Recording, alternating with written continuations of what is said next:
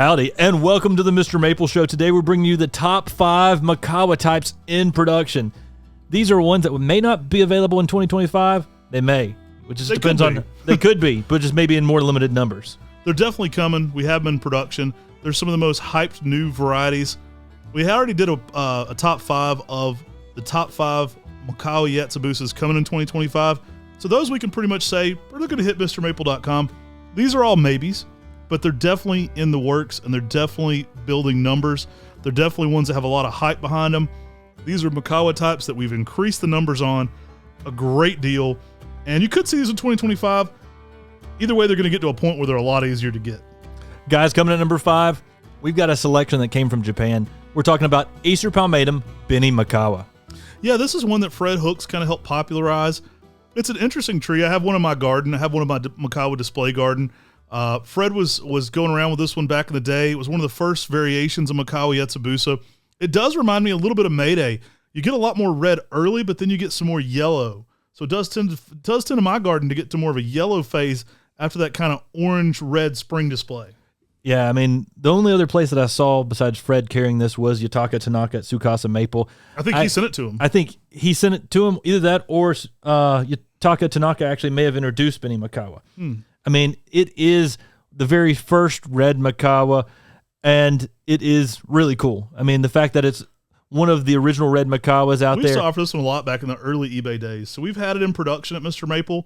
15 years ago, we did several of these. I mean, I would say 50 to 100 back in the day. And then somehow we just slowed down on it. And so we're bringing it back. We're bringing back Benny Makawa, and we've got it in production, getting it in higher numbers here on MrMaple.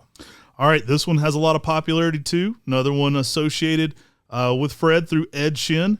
Number 4 here, we've got Bazinga. Bazinga! Yeah, Ed Shin put a name on this one. This is an interesting one. This is a seedling that originally came from Buchholz Nursery. It was a tree that Pat Marone bought in New Jersey, and then eventually either gifted it or sold it to Ed Shin. So it kind of got passed around a little bit. Ed eventually put the name of it on Bazinga. Really nice red Makawa. I've had some great colors on this one. I have a decent sized one in Maplewood Arboretum there at my parents' place, and I absolutely love the plant. Yeah, I mean, Ed had a number of seedlings he was watching and evaluating, and they had Ed Shin 1, 2, 3, 4. Number 1 was the best one by far, and that's Bazinga, and it's one of the best red Makawas of them all. Holds its color fairly well throughout the season. The only thing I think that may beat it is possibly Red Panda. We've evaluated against it. But oddly enough, we've had this one in production from Ed since probably 2010, maybe 2011, at least early. It's been a while. And Makawa-Types are hard to get in production. They're hard to really pump numbers out on because they don't produce a lot of scions. Luckily for us now, we have the Buchholz farm in Oregon where they do produce better scions in Oregon than we do here in Western North Carolina. And I'm real excited about having Bazinga in higher numbers in production. All right, coming in here at number 3, we've got a seedling that also originated at Buchholz Nursery. I guess, you can credit that big mama Makawa out there, the biggest Makawa I know of in the world at Buchholz Farm, makes a lot of seedlings. So as some of our people would say here, it's a good mama plant to have. Love that one. A lot of interest in seed coming from it. Now, big fan actually is a tree that Talon Buchholz sent us to evaluate. So he sent us a series of 2-gallon Makawa-Yatsubusa forms long before we bought Buchholz Nursery. This was probably in 2016, 2017. We received it as a gift from him. So we had an order placed with him. We're unloading the truck, and there were like 25 additional Makawa-Yatsubusas in 2 gallons from seed. And there was a note from Talon that said, some of these may be worthy of cultivar. I wanted to pass them along to you. I'm getting toward the end of things. I'm tired of naming things, basically, the way he told us. Check these out and see if any of these are worthy of cultivar. So some of those didn't make the cut. Some of them did. There were about 25 of them. I think of that 25, 2 of them actually made it into being evaluations, and that was Ladybug and Big Fan. Now, Big Fan, we identified this one right away. I'm a big fan of Makawa-Yatsubusas already. I gave one to Doug McDougall in an open house. Said I'm a big fan of Doug McDougall. So a fun little play on words there where you can say you're a big fan of somebody when you give them one. But the reason this was selected is it has large leaves. So it actually has big fans. Those Makawa-Yatsubusa leaves are larger than most Makawa forms. Yeah, I mean, it's one of the bigger leaf Makawa forms that I've seen in the trade. And it does have some really nice oranges in the spring color as well. So you get some nice oranges, apricots, and red in that early springtime. But the leaf size is really what makes Big Fan stand out from many of the other spring interest Makawas. Kind of a malting most of the year. You get that tightly layering habit, but with a bigger leaf, which is really exciting, especially on a small tree.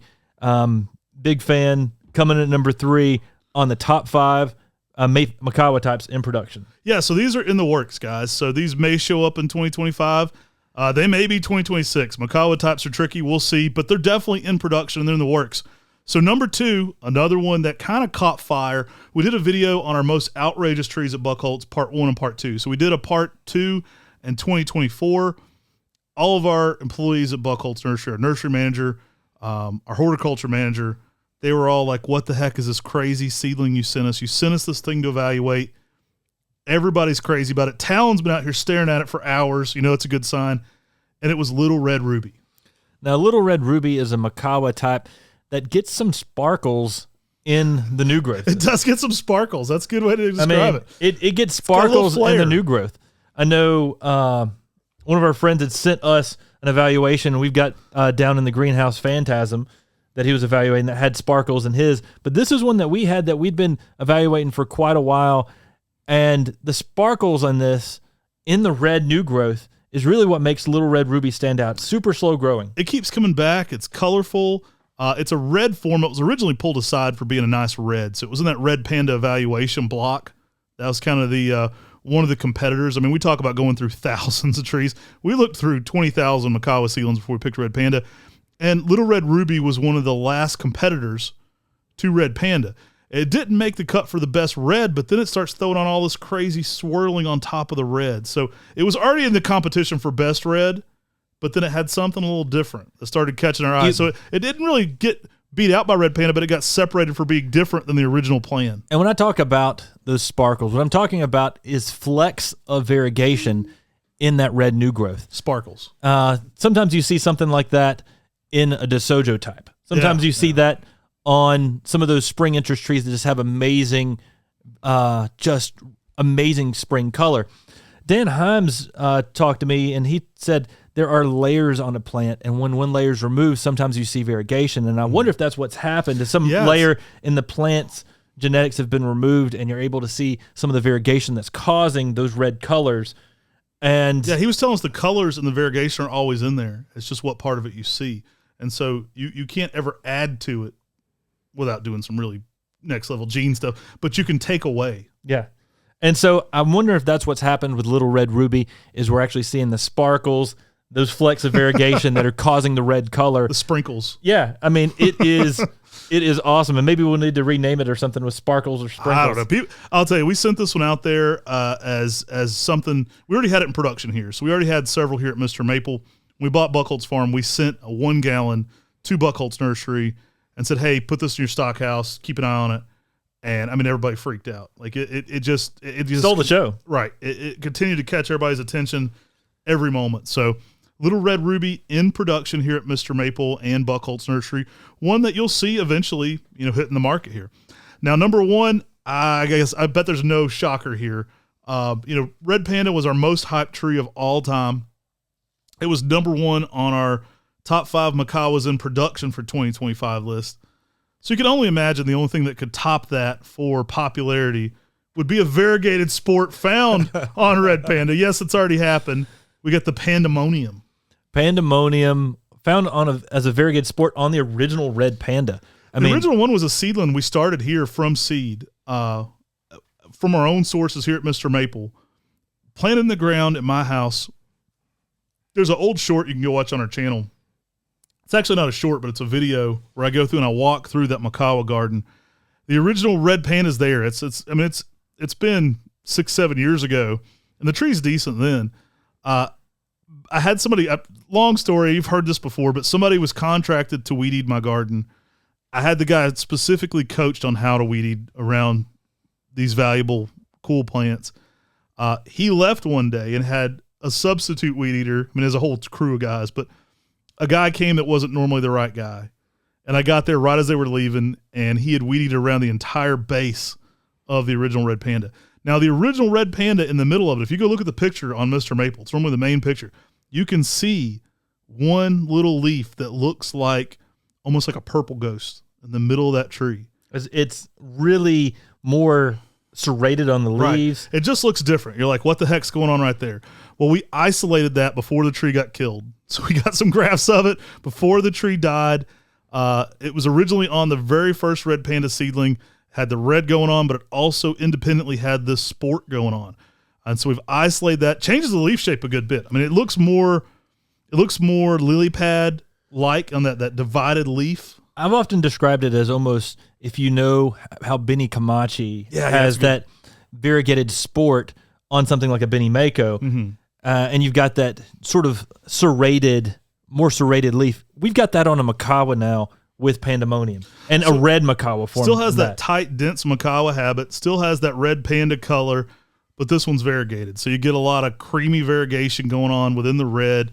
It's crazy. Again, it's still in evaluation. We basically isolated the very best form, and then all grafts come from that very best one. So that way they're as variegated as possible.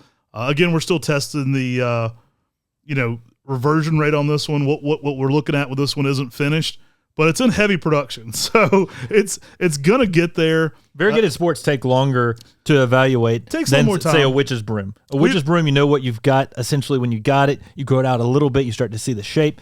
With a variegated sport, there's a lot more that goes into it to see, is this stable? Does the shape change? Does the fall color change? There's a lot more variables that happen in that type of mutation. So believe it or not, we've known about this tree as long as we've known about red panda, because they're on the same plant. This is a sport occurring off the original red panda. So it's been in production. It just takes a little longer to get evaluated, to get it right, to make sure we're doing all the things the right way to make it the best possible one. Once the red panda hype went off the train, I told Tim, I was like, there could only be one name for this. And everybody kind of laughed when we called it Pandemonium. Love it.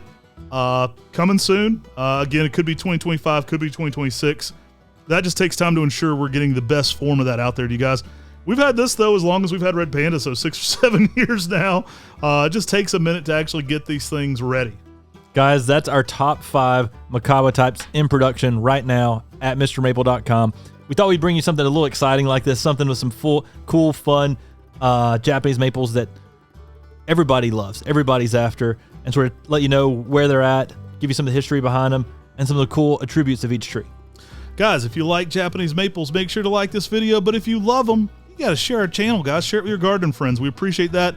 The best way to help our channel grow is to share it with other like-minded gardeners. That's really what we're talking about here on MrMaple. And if you like Japanese maples, we do 7 days a week content. 99% of our content is devoted to Japanese maples. We talk about a lot of other fun plants as well. Make sure to shop with us on MrMaple.com. Take care. God bless. And have a great day.